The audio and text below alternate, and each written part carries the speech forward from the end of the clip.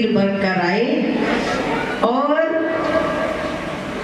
उन्होंने केवल जगत को सत्य मार्ग पर नहीं लगाया, बल्कि उनकी रूहों को जन्म जन्मांतरों की कैद से बरी करने के लिए भी सत्संग के माध्यम से, सेवा के माध्यम से और सिमरन के माध्यम से हर प्राणी को अंतर मन तक निहाल करने के लिए मेरे श्री नगली निवासी भगवान जी ने ये महफिलें सजाई हैं।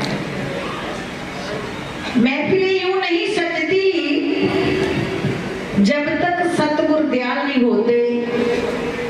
सभी संतों के माध्यम से हम सुन ही रहे हैं। तो ये महफिलें जो अजन्मे हैं, जो अवतार हैं, उनका एक जगत कल्याण के लिए, दुनिया को सद्मार्ग पर लाने के लिए, और जो उनकी शरण में एक बार आ गया उसके जीवन का भार उठाकर उसको जन्म जन्मांतरों की कैद से बरी करने का ठेका मेरे सद्गुरु ले लेते हैं।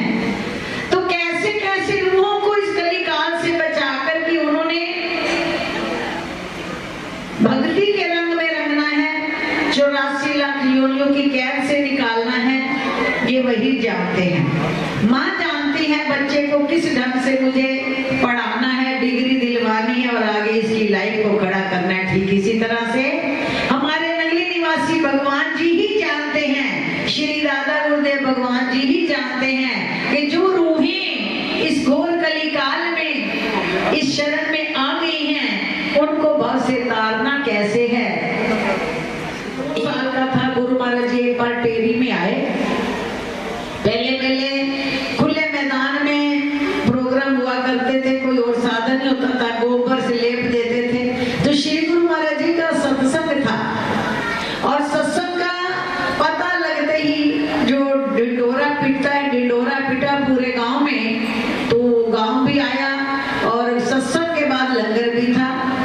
तो गुरु महाराज जी के सत्संग का ढिंडोरा पिटा और स्टेशन पर भी किन यात्रियों को पता लगा, तो पूरी की पूरी ट्रेन खाली होकर के आकर के सत्संग में बैठ गई। गुरु महाराज जी के प्रवचन चल रहे थे।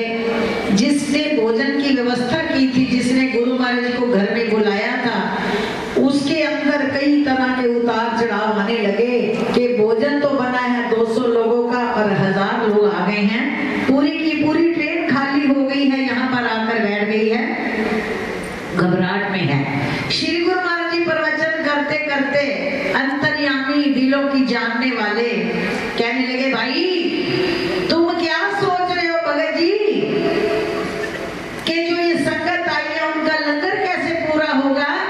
अरे मेरे दरबार की सेवा करने वाला दुनिया में, मेरे लंगर घर में नमक डालने वाला भी दुनिया में कोई पैदा नहीं हुआ। मेरे दरबार की सेवा तो कुदरत स्वयं करती है। अब हम यहाँ बैठे हैं, हमें प्यास लगी है, तो कुदरत हमें पानी भी अपने आप पिला सकती है। श्री गुरु महाराज जी को मुखार में से इतनी बात निकली।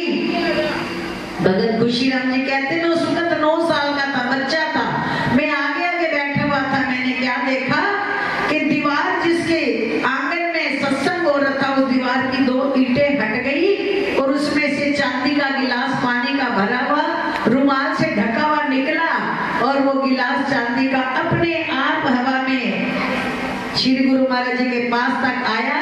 गुरु महाराज जी ने पकड़ा और जल पिया और रुमाल ढक करके वापिस गिलास उसी दीवार में चला गया और दीवार दोबारा बंद हो गई।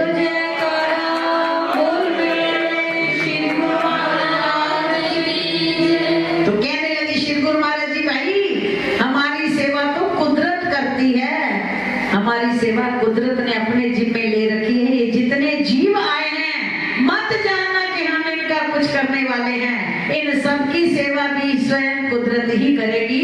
इतना कहकर श्री गुरु महाराज जी ने अपना रुमाल दिया, पास पड़ा छोटा सा तौलिया दिया और छोटे छोटे पतीलों में लंगर बना हुआ था 200 बंदों के लिए। लेकिन पूरी ट्रेन जब खाली हुई तो 1000 लोग हो चुके थे। तो गुरु महाराज जी ने कहा कि इस लंगर के ऊपर ये तौलिया डाल दो और कुछ करना नहीं, तौलिया नहीं हटानिया, बाल्टियां भर भर के लंगर चलाओ यहीं पर सबको बिठा करके। परंतु याद रखना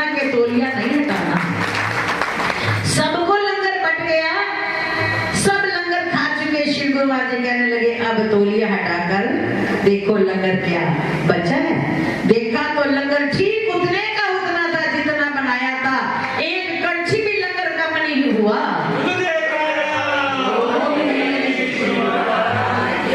तो ऐसे फकीर जिनकी सेवा के लिए कुदरत भी हाथ जोड़े, रिद्धियां सिद्धियां भी हाथ जोड़े खड़े रहती हैं, इस दुनिया में अभी तक कोई पैदा नहीं हुआ मेरी नंगली सरकार की कोई सेवा कर सके।